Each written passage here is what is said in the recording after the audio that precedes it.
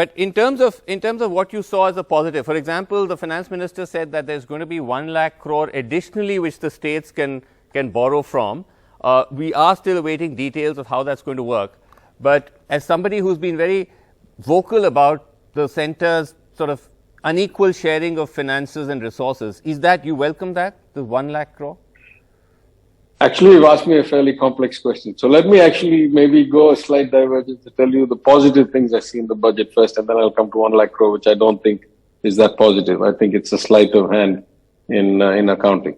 So the positive things I see in the budget, just so people don't label me a kind of, permanent critic.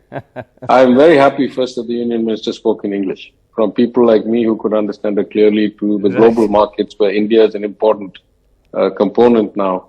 I'm glad that all investors in the world get to hear it from her directly. Okay. There was a lot of restraint shown despite impending state elections. There was not profligacy or really out of whack, descent into populism. The union government generally takes a holistic approach to things. They're masters at marketing and hype. So they need something to leverage. So they do that well. And that's not a bad thing in many ways, to have holistic approaches to different sectors. There was some focus on leading edge technologies, on startup, on battery change for EVs, on, the green bonds to create environmentally, and green jobs related to the green industry, to the ecologically friendly industry. Okay. And two last things I would say. One, improvement of the banking services through banking at post offices, which is a long time coming, and then the digital banks at the remote or districts where they don't have enough banks. And finally, I would say, as we had asked on December 30th when we were in Delhi for the finance ministers of states meeting with the union, the continuation of support and grants and schemes to the MSME sector who are still suffering because we've had 2 years in a row. So all these I say is positive. These are positive. Okay, now the 1 lakh crore. Yes. Now the 1 lakh crore to me is pure accounting. It is brilliant accounting, but it's pure accounting. I'll tell you why. If you look at what they have really done, they have cut down the revenue spending in the grants and schemes. If you look at many of those departments, you'll see they're either flat or slightly down or very marginally up.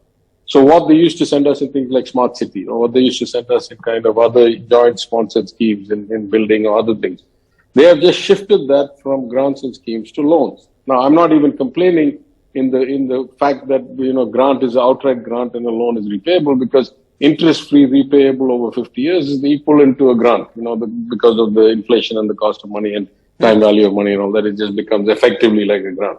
Or at least, it's like 75% of every grant, only 25% is repaid. Okay. But what they have done is brilliant, because what they've done is taken a bunch of revenue spending out, therefore made the revenue deficit look lower and more fiscally responsible, shifted into capex, therefore make the capex number look high, therefore show the year-over-year growth in capex as a major stimulus to the economy.